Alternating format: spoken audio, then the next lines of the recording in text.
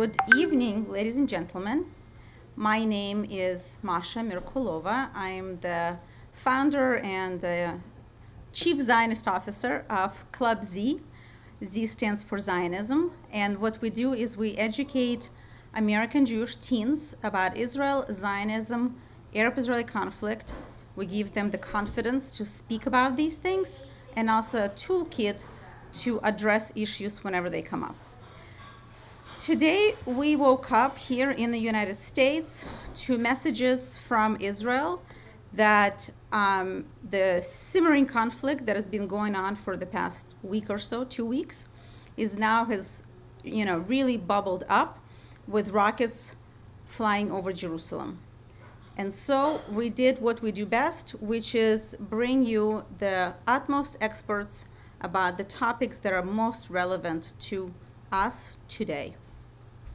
We have Professor Avi Bell, who is a member of the Faculty of Law at Bar-Ilan University and the University of San Diego Law School.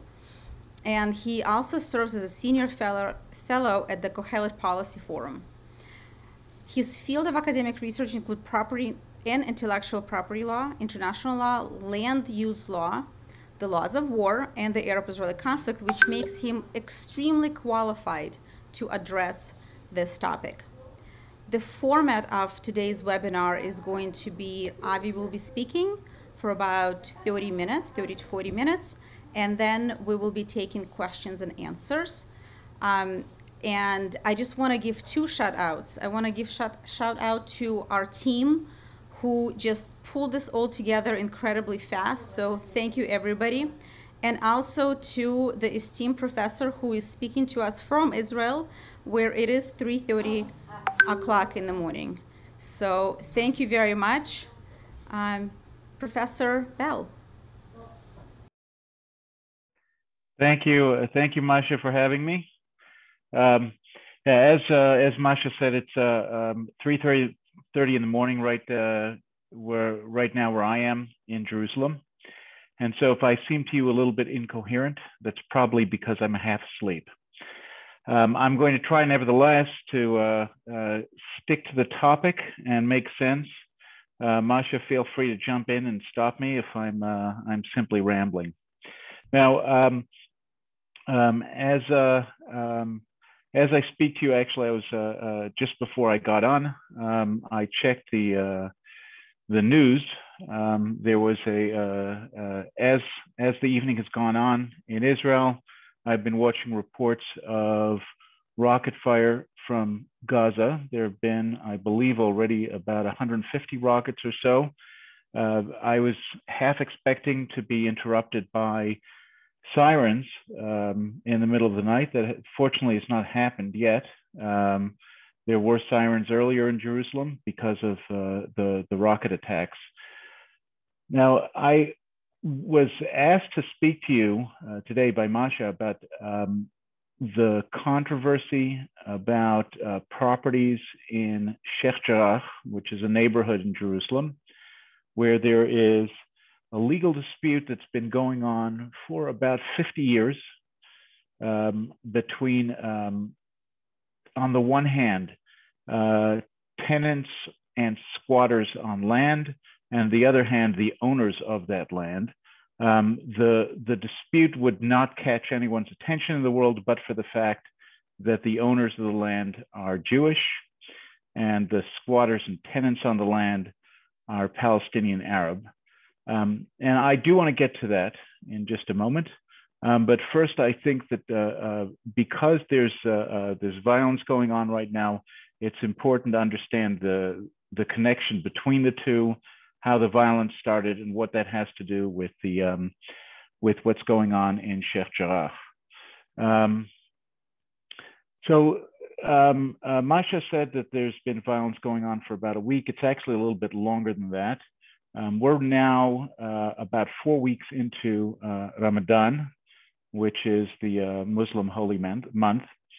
Ramadan is often a time of high tensions, and it was this year as well. At the very beginning of Ramadan, about a month ago, the Israeli police put down barriers near Damascus Gate of the Old City to try to prevent excessive crowds gathering and to try to prevent violence. That wasn't a terribly successful strategy. What ended up happening was that Palestinian Arab kids hanging out during the afternoon and evening, before the fast ended and after the fast ended, started attacking passersby, mostly ultra-Orthodox Jews. They did so at the prompting of a steady stream of messaging from the Palestinian Authority attempting to encourage this. And what they would do is they would basically assault random passersby. A friend would take video of this. They would post it on TikTok. In some cases, the people they were beating up were just kids.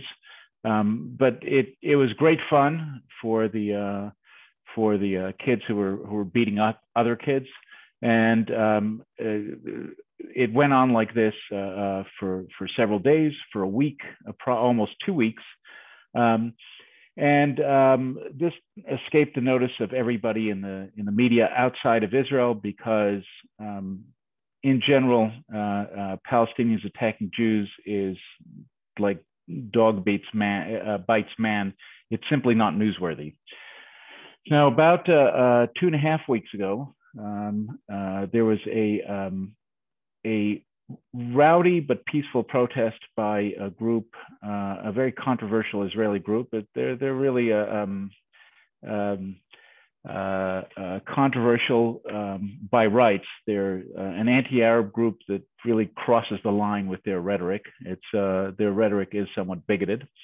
They're called Lahava.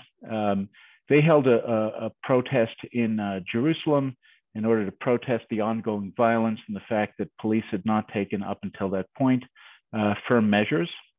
And at that point, the media took notice of this because racist Jews are news.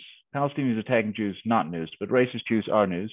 And at that point, the international media noticed not only the Jewish protesters, but the violence, which they then explained was caused by the Jewish protests.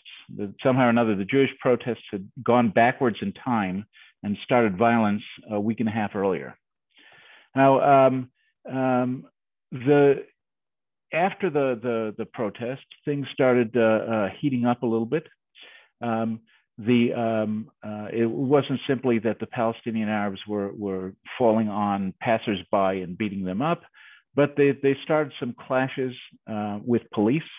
That is, there were these small riots that ended up with the police attempting to disperse them using nonviolent means, water cannons and the like. Those escalated as well until during the past week or so.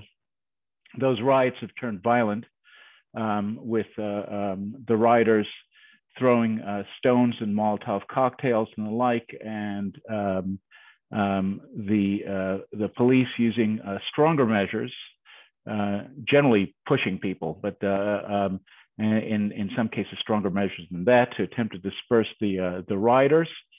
The rioters have also used stronger measures against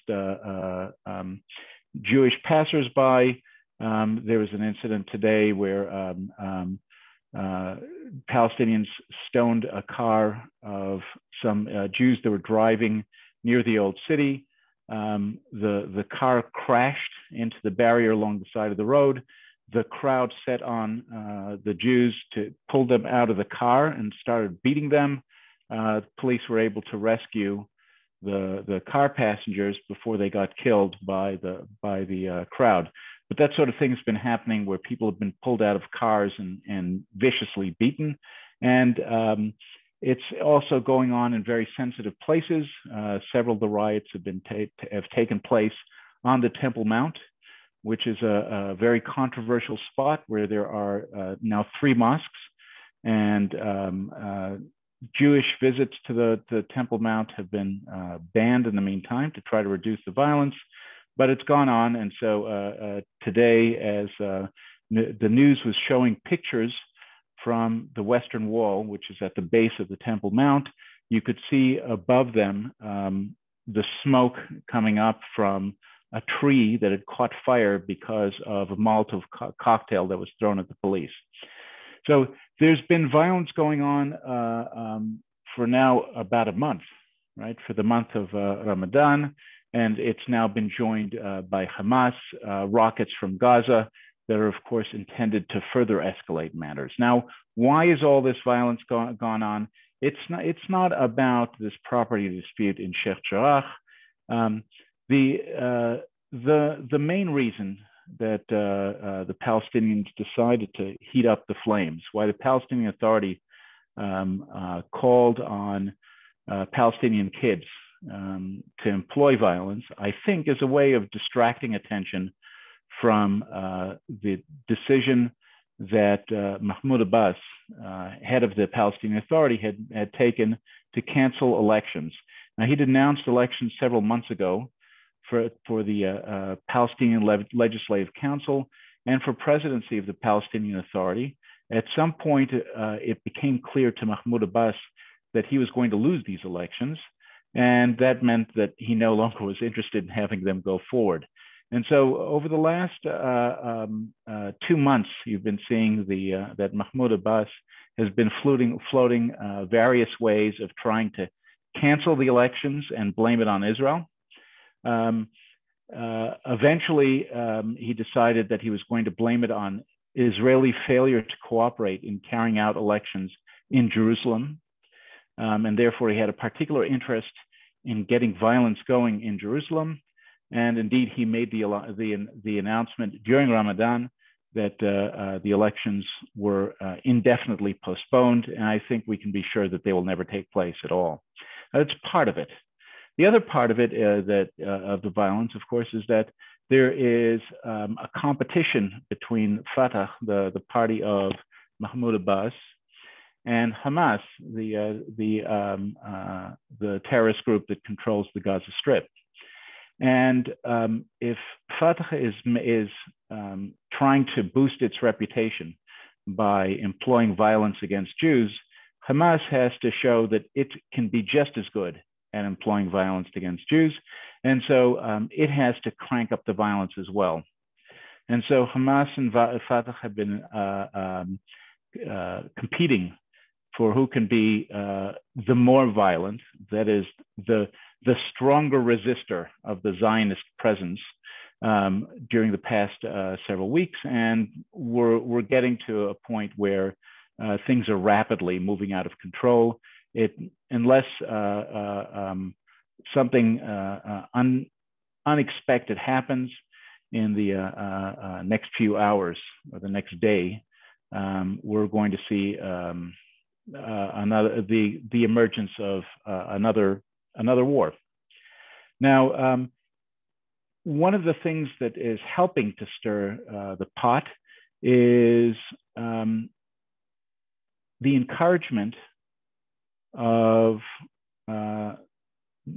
foreign states, the United States, the European Union, any number of people from the United Nations, Russia, etc. All these actors have taken a look at the violence that's being carried out at the instigation of Fatah and Hamas, the Palestinian actors, and they've asked both sides to curb violence, insinuating that Israel is being equally as violent.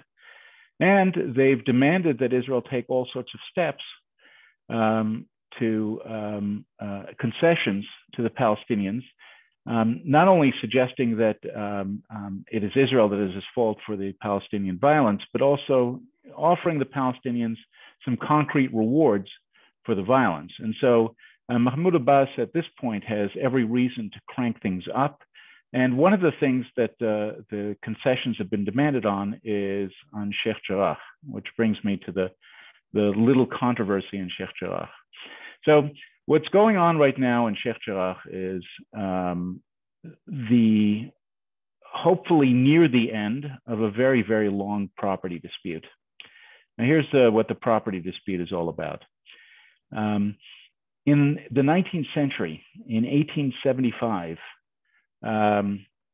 there were several trusts. They weren't individuals, they were trusts that bought some property for Jews in the Sheikh Jarrah. It was called the Shimon HaTzadik neighborhood of Jerusalem. Now, they were bought in trust because under Ottoman law, it was very difficult for Jews to be able to buy land. And by buying the land in trust, they had better property protection.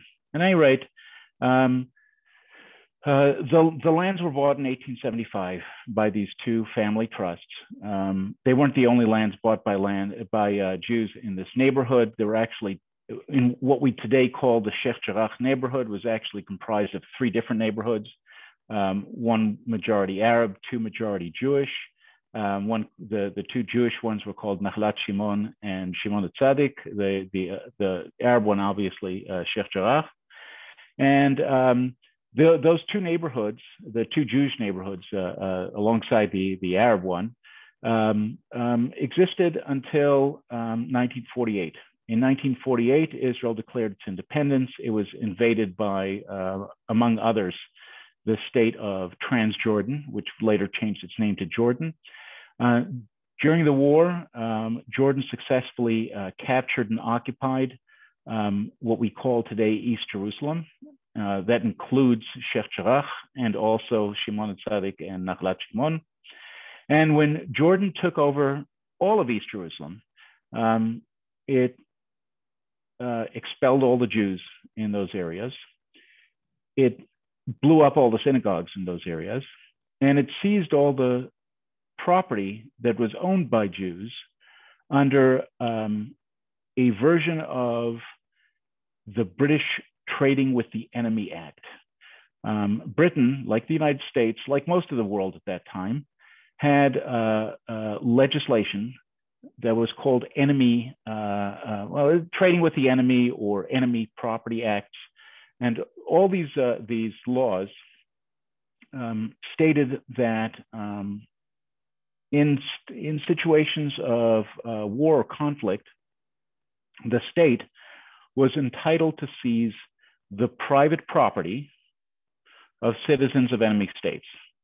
Now, the British had used this. They brought it to the British Mandate of Palestine, which meant that it was in all of the lands that are currently Israel and the lands that are currently Jordan. And the British had actually used it fairly extensively during the lead up to World War II. During the 1930s, the British took all of the German properties in the Mandate of Palestine, which, by the way, meant that they'd also taken the property of German Jews. And if the Trading with the Enemy Acts continued afterwards, Jordan used the act that was left over from the British to take all the Jewish properties that were around anywhere in East Jerusalem or the West Bank, really anywhere in Jordan. Now, the land that we're arguing about right now are 8 pieces of land in Sheikh Jarrah or Shimon HaTzadik that were seized by the Jordanians in 1948. They were all empty in 1948, either because the Jews hadn't yet built there or because the Jordanians blew up the construction that was on the land after they captured it. But by the end of 1948, the pieces of land were empty. And that's the way things stood until the 1950s. In the 1950s, the Jordanian custodian of enemy property decided that it would be a good idea to build housing there. And some of the land was used to build housing, where the Jordanian custodian permitted Palestinian Arabs to live. The Jordanian custodian decided not to give the land to the Palestinians. The custodian continued to hold the land and just leased the land to the Palestinian Arabs. The Jordanian promised that they were going to transfer ownership to the Palestinians, but they never did. And things stood this way until the 1960s. In 1967, there was another war. It was actually the Third Arab-Israeli War between Israel and Jordan, and of course other states. And during the course of that war, Israel recaptured East Jerusalem as well as other lands. The Jordanian occupation of East Jerusalem ended, and the Jordanian custodian of enemy property was nowhere to be found. Now, Israel had to make a decision at this point of what to do with all the lands that had been taken by the Jordanian custodian of enemy property. And what Israel decided to do was where the Jordanian custodian had given ownership to someone else, Israel respected that. Where the custodian had given property ownership to the state of Jordan or to some locality in Jordan in order to use it for some public use as a road, as a park, Israel respected that. But where the custodian had not given away title and had not devoted it to public use, the state of Israel adopted a law in 1970 stating that properties that were still held by the custodian would be released to their owners. Now, by the way, custodianship worked under the British law and under the Jordanian law was that the custodian of enemy property didn't take ownership of the properties. He just held them. He held them presumably until the end of the conflict when the custodian would figure out what to do. So when I said, for example, that the British had taken during the 1930s all the German properties, well, after World War II, the British had to decide what to do with the German properties. So for most of the properties that were owned by German Jews, the British released them. For other properties that were held by Germans, the British kept them. And so Israel, in this case, decided to release the properties back to the owners. And this started a wave of litigation. But the lawsuits were about, Masha, am I okay still? Yes, I just wanted to quickly summarize it.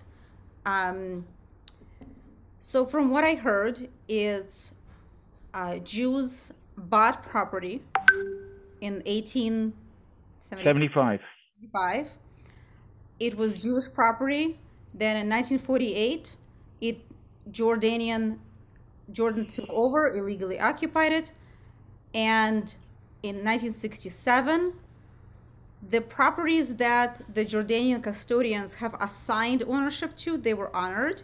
The properties that Jordan didn't bother to even opine, they were decided to be returned back to its rightful owners, who were the Jews. Correct. Okay, great. Right. Okay. This started a wave of litigation. It started a wave of litigation because in many of the cases, in Sheikh Jarrah in particular, the Jordanians had built units, built residences, and they'd allowed Palestinian Arabs to live there, and the Palestinian Arabs wanted to continue living there. They hadn't acquired ownership, but they wanted to continue living there. And so this was in court for several years. And finally, in 1982, the owners and the Palestinian residents reached a settlement. And the settlement agreement was entered into a judgment by the court to make it binding on everyone. And what the settlement agreed was that the owners would agree to recognize the rights of the Palestinian residents as leaseholders. That is, they would be renters. They would have to pay rent, but they would be protected tenants. And what protected tenants means in Israeli law means that as long as they fulfilled their legal obligations under the lease and they paid their rent on time, they could stay there for the entirety of their lives. And if their children had lived with them during the time of the lease, then their children would be able to continue staying there. And that was the status that the residents got in the litigated properties in Sheikh Jarrah in 1982. And that meant that everything went quiet for a long while. And it went quiet for a long while because protected tenancies last a long time. Right? They last as long as somebody lives, or longer sometimes, unless the leaseholders abandon the property or stop paying rent, or do other things to abuse their leasehold rights, such as changing the property, doing construction on it. So there was a long period of quiet, and then in let's say the last 10, 15 years, the leaseholds have started to end. They've started to end because the generation of leaseholders has passed away and their children did not live with them, or because they stopped paying rent, or because they built on the property without permission. And this has led to a new wave of lawsuits, as the owners have asked to have the courts evict the holdover tenants, the tenants that are no longer entitled to stay there. And in almost every case, the owners have won. It's taken several years. They've won, and then there's been an appeal, and then there's been another appeal, and it's been sent down, and there's been another round of litigation.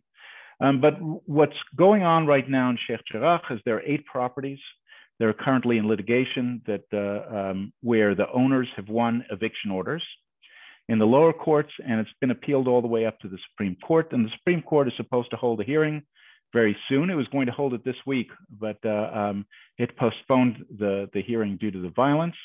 But there's going to be a hearing on whether to uphold the eviction orders.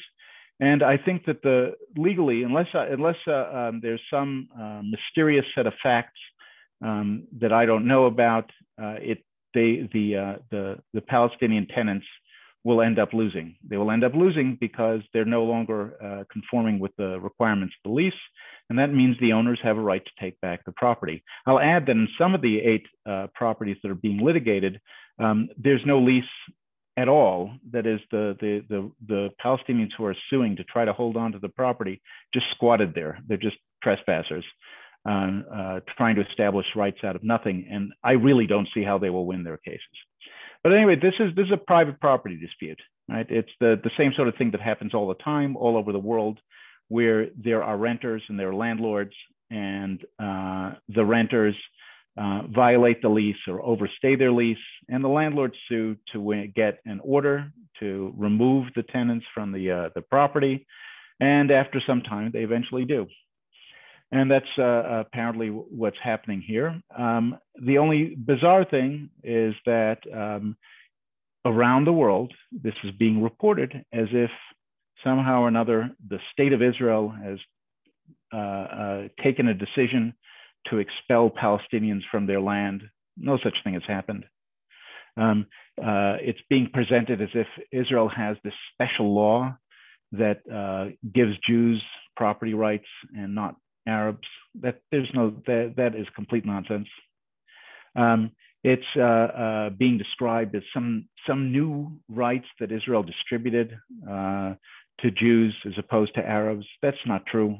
You know, this is land that was owned by the predecessors in title to the current owners for more than 100 years. I'm talking about, you're right, 150 years. So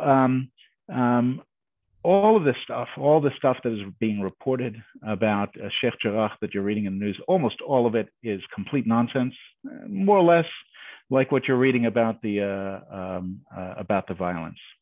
So I don't know how the Sheikh Jarrah litigation will end.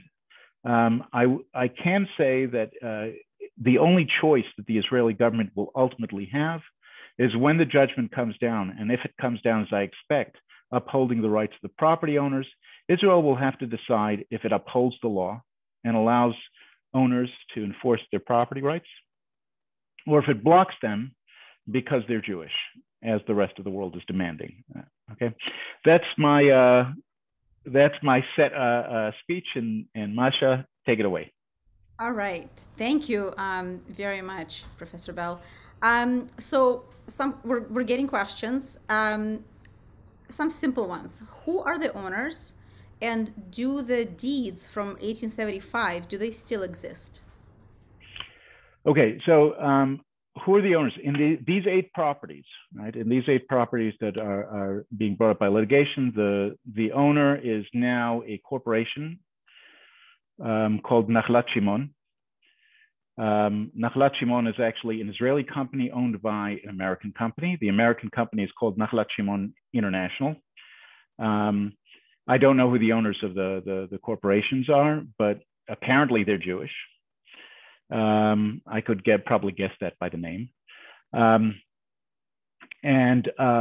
The deeds from 1875 still exist, but that's not the proof of ownership at this point. The way Israeli property law works, and this is not an Israeli invention, this actually goes back to Ottoman law and then British law. The Jordanians had more or less the same thing. There's a registration system by which the registration can become permanent and definitive proof of ownership. After Nachlat Shimon, the company, bought the land from the old owners, the family trust that had bought them in 1875, they went and registered their ownership. This is back in, I believe, 1973. And the registration is there. It's good. And so in a court case, Nachlat Shimon doesn't have to bring old deeds. It's enough that it points to the registration from 1973. Great. Thank you. Another question. You described how the original tenants were honored by having sort of like they could live there as long as they're alive, and if their children lived with them, they will also be, not kicked out. Is there such a provision about renting anywhere else in the world where there's that preferential treatment to? Yeah, this gets a little bit complicated, but really what it is it's sort of a super duper rent control legislation. So there's rent control legislation in this world, and rent control legislation is based on the idea that there's a cap on how much you can charge tenants, and that's all it's supposed to do. But when they first came up with rent control legislation in the 1930s, quickly, the government found out that if you cap rents, and the way rent control legislation basically works is that you can't raise the rents on whoever the current tenant is. So what they discovered is, well, if landlords find out they can't raise the rents on current tenants, they get rid of the tenants and then raise the rents and bring in new tenants. And so in a lot of the world, this happened throughout the British Empire. British Empire introduced rent control in all of its colonies and mandates, and landlords started throwing out tenants, and so they started introducing rules that you couldn't remove tenants under rent control, and this developed into what became what's called the protected tenancy law in Israel. And so it's a variation on something that existed throughout the British Empire. And it basically it's supposed to be a rent control measure, right? No raising rents, but what it says is not only no raising the rent, but also you can't get rid of the tenants. Sounds like People's Republic of California here.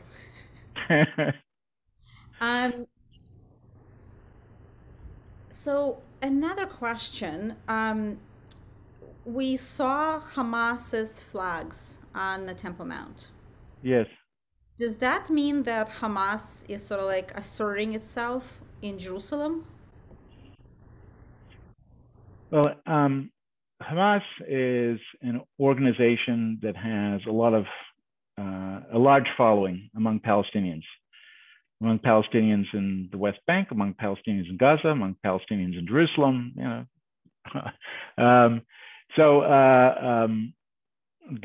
The following, the people who follow Hamas, they raise their flags, right? How big is the Hamas following in Jerusalem? I don't know, but it's substantial.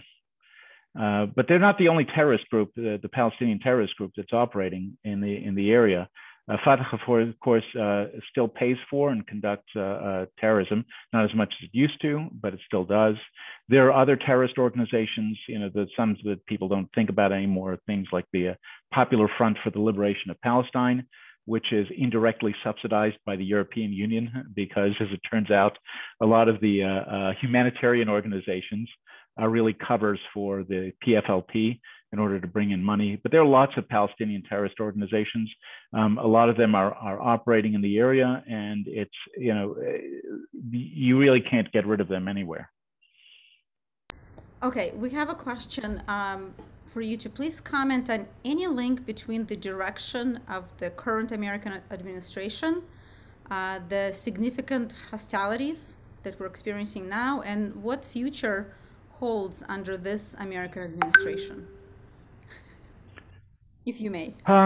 Yeah, the U.S. policy under the Biden administration has been developing, but what we've seen so far is, I think, two relevant themes. One of the relevant themes is that the Biden administration promised to restore financial aid to the Palestinians. It promised to do that, notwithstanding there's some very significant barriers under U.S. law, most importantly, the Taylor Force Act, which bars financial assistance to the benefit of the Palestinian Authority as long as the Palestinian Authority keeps on paying for terrorism. Now, the Palestinian Authority has no intention of stopping to pay for terrorism. The United States, nevertheless, Biden administration, nevertheless, announced that it is renewing aid, and it's been rather coy about how it plans to do this, notwithstanding the Taylor Force Act. Now, this gives the Palestinians gave the Palestinians a certain message, and the message that they got was that giving aid to the Palestinians is a higher priority to the Biden administration than combating Palestinian terrorism. And I think that you can see the same thing with the comments that the Biden administration has made with regards to the violence. The Biden administration was silent on the violence until it issued a statement that called on both sides to stop. The Biden administration has, in the Sheikh Jarrah dispute, more softly than the Europeans, but made the same sort of statement, which is basically the United States expects Israel to deny Jewish property owners their legal property rights because of something. It's not entirely clear what. The Europeans claim that international law requires discriminating against Jews. The United States hasn't told us exactly what theory it is, but whatever it is, this is not exactly the sort of thing that encourages the Palestinians to bring down the violence. I think that encourages the Palestinians to turn up the violence. Now, there's actually a very interesting reported story from the other day where a senior official in the Biden administration talked to a senior official in the Netanyahu administration. The national security advisors were speaking, and the American national security advisor told the Israeli, you really should not allow the evictions to go forward in Sheikh Jarrah. And the Israeli national security advisor told the American, when you say things like that, you're encouraging violence. Now, I have to say that in this one, assuming that conversation was accurately reported, I think the Israeli is right. Which brings me to a different related question. We know the second Intifada was started presumably because Ariel Sharon ascended to Temple Mount. We now know that it was an excuse, right? Everything was ready for the Intifada to start. They were waiting for the match. Do you think this property dispute could be used to start another wave, another Intifada? I think that there's lots and lots of kindling on the fire, and lots and lots of matches being thrown at it. I think that the property dispute is being used as an excuse. It's not the only thing that's being used as an excuse. And I think that the dynamic of the violence is not going to be affected by the property dispute, except indirectly. The two indirect ways that it might affect the violence is, I think that as long as we're seeing international condemnation of Israel for allowing Jews to have property rights, I think that will further encourage violence.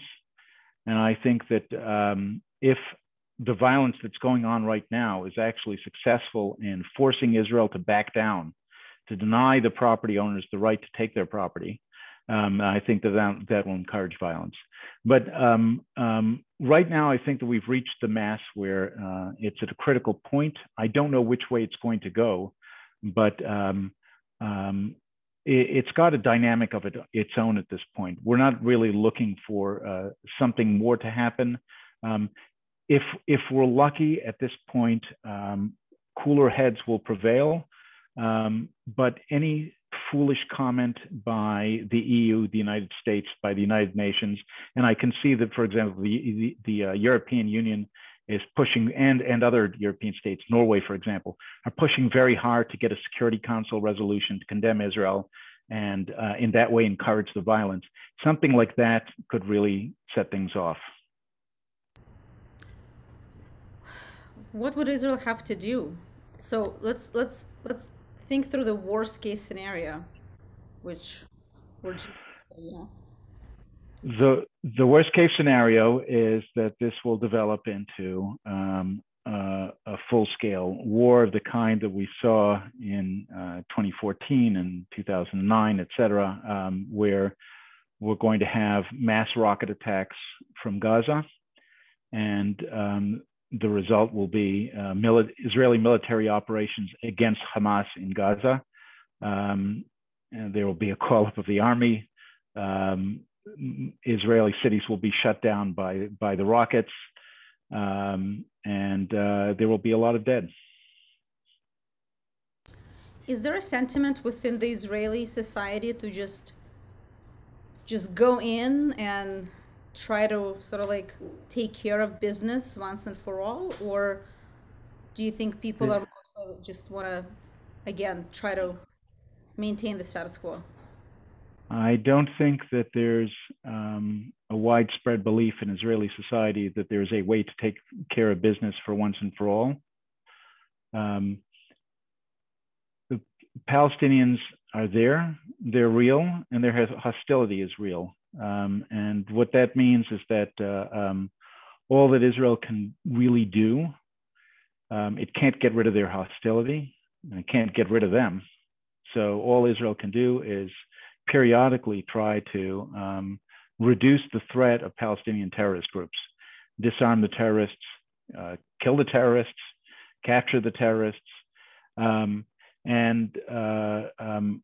We've had several rounds of it, and at least for the time being, I think that that's the only thing that's likely to happen as a result. That is another episode of what Israeli generals call mowing the lawn, right?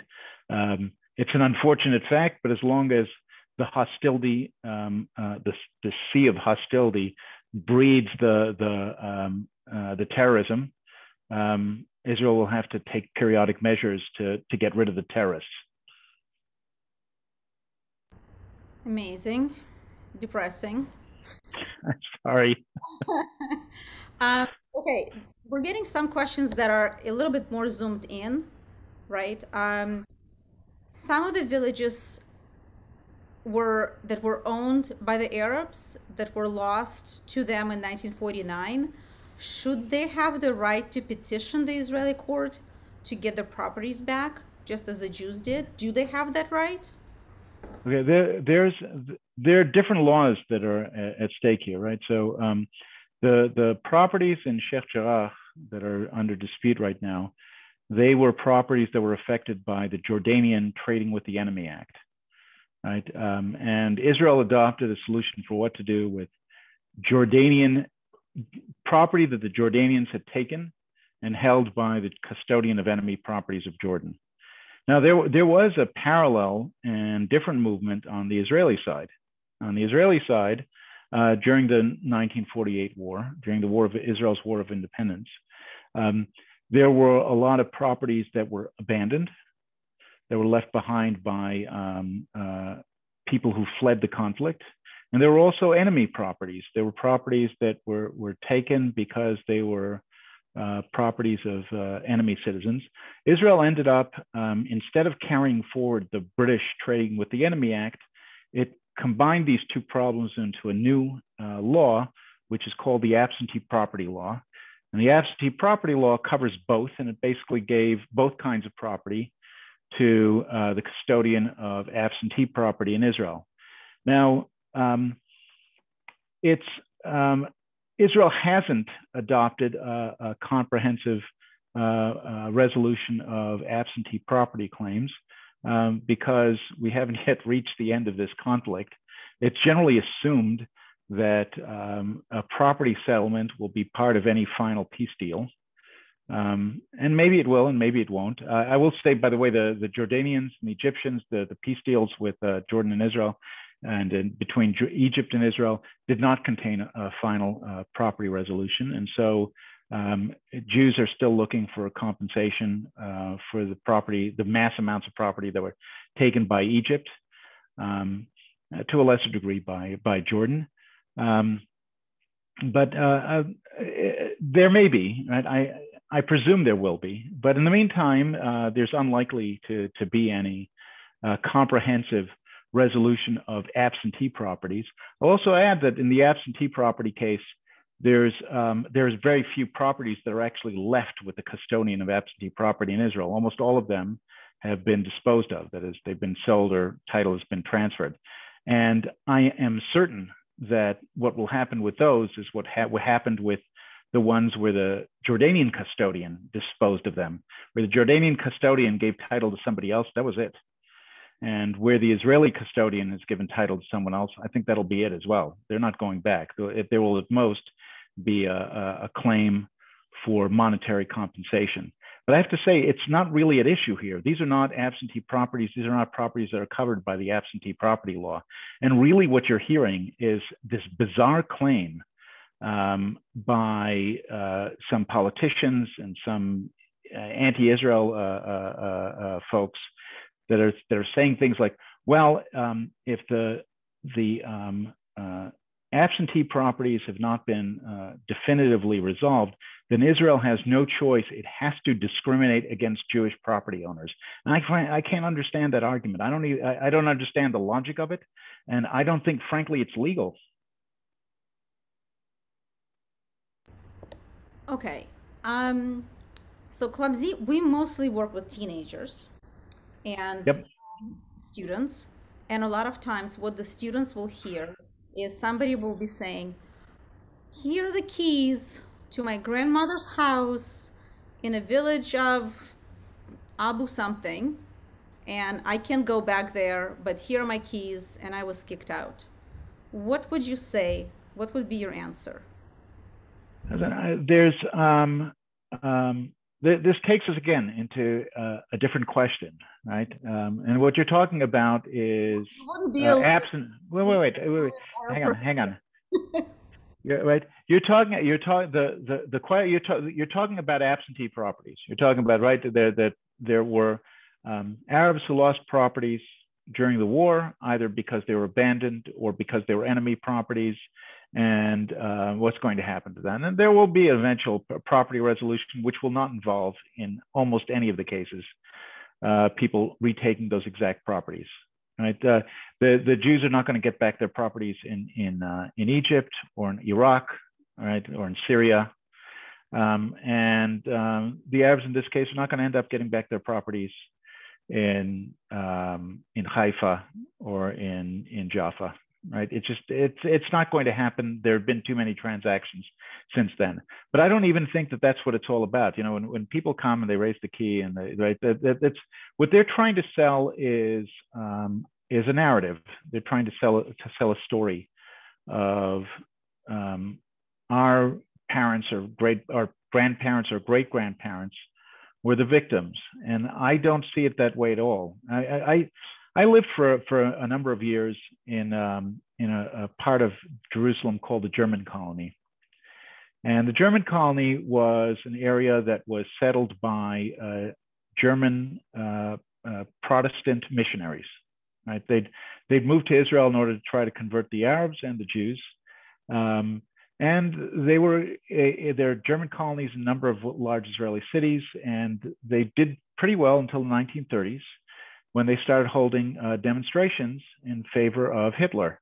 And at that point, the British government decided they'd had enough. And they revoked their residency rights and took their property and threw them out of the country. And they're not coming back. Right? Actions have consequences. Now, in the 1940s, there were all sorts of compromise propositions put on the table, including in 1947, the United Nations General Assembly adopted a resolution suggesting partitioning the land into two states, a Jewish state and an Arab state, an Israel and a Palestine, we would call them today. And the Palestinians, as we would call them today, said, no, they're not interested in such a thing. They're not interested in anything that allows a Jewish state. And they went to war. They went to war the night of the General Assembly vote. That's when the wars first started. And they announced very clearly that their aim was to make sure that there would never be a Jewish state and to snuff it, destroy it in its cradle. And they ended up losing that war. And actions like that have consequences. I don't view the person with the key is not responsible for that, because he or she, wasn't involved in that. It was her grandparents or great-grandparents or great-great-grandparents. But they made choices. They made choices no less than the Nazi supporters in the German colony in Jerusalem. And those choices have consequences. And I'm not going to return my home to the descendants of the Nazi supporters in the German colony. And I expect that the people who are descended from the group that started this war will understand that there's no guarantees after the war that everything that you put on at risk is going to come back to you. Win or lose, you always get everything back. No, you don't. It's a simple logic that seems to escape our cousins. So there's a couple of questions. Hasn't Israel already paid compensation to the Arabs who filed property claims? And if so, is there a political reason more Palestinians don't file these claims? So, well, there are other property issues in this world besides absentee property claims. But absentee property claims, during the 1950s, Israel paid compensation when people filed claims. And then at a certain point in the 1950s, Israel decided that was not a smart policy. It made no sense for Israel to be doing this when the Arab states were not compensating Israelis, Jews whose property was taken. And the state of Israel reached a decision: we're postponing all payment of compensation until we get a final resolution of the property issues. And that's where things stand now. And I doubt that we're going to have a mass payout of claims on absentee property until there's a peace agreement that resolves property claims. But there are other kinds of property claims that are out there. There are Palestinian Arabs that have claims for all kinds of other property arrangements where they've lost property or their property's been injured, and they can certainly get compensation. And occasionally they file for those claims, and the compensation is available. But it's also true that in a lot of the cases, even though compensation money is available, the Palestinians do not want to recognize the authority of the state of Israel, and so they refuse to file claims. Okay, I'm going to take the last question. Okay, two last questions. That's it. The first one is a bit longer. Aside from blatant anti-Semitism, why does the EU not accept the basic, simple legal argument that these Sheikh Jarrah properties were sold to the Jews, who are now property owners, and the Palestinians are the holdover tenants who are to be evicted for failure to comply with their lease terms? It's very basic law. Why does the EU, you think, is insisting and driving this narrative of anti-Semitism? So I've briefed more than one European diplomat, and generally what I find is that the most important factor is they're completely ignorant. That is, they've heard a bunch of slogans and they have no idea what's going on. They believe that somehow or another the state of Israel is just deciding to go in and take away properties from Palestinian Arabs for no reason whatsoever and throw them out of their homes. Why? Because the Israeli government is evil. That's what they think. And then I brief them on the law and on the facts. And then when we're done, I see that a week later, they issue a statement that they might as well not have listened to me at all. And at that point, it's clear it's no longer ignorance. It's clear that it's something else, right? Knowing all the facts and then still repeating the false claims and still demanding that Israel discriminate against Jewish property owners, it's no longer ignorance. Now, what is it? What is it that's making them insist that there's a different law for Jews and for everyone else, and that Jews have to be treated worse than everybody else, and that Israel has an obligation to discriminate against Jewish property owners? You can figure out what name applies to that. Okay, and the last question, is there anything that Israel can do to control the media narrative? And also, you are physically in Israel, but you've been in the United States for a long time. Do you think there's anything we can do here to help control the narrative? You can't control the narrative. I mean, right? The media is comprised of people who are exercising their own will and judgment in how they talk about things, but you can hold them to account.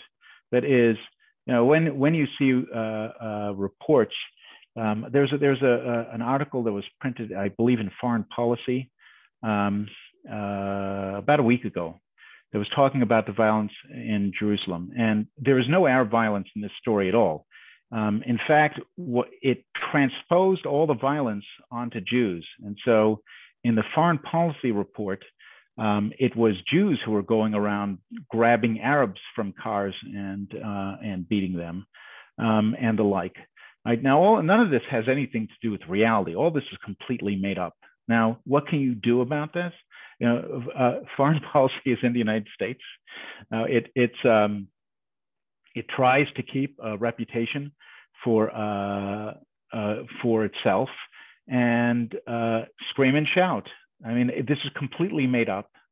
Now, as it turns out, by the way, the media outlets in the United States are not the worst. If you want to know, the worst report that I've seen, the most inaccurate, the most completely made up report that I've seen in the last 2 days, it's from the Financial Times, right? It's not a United States newspaper, right?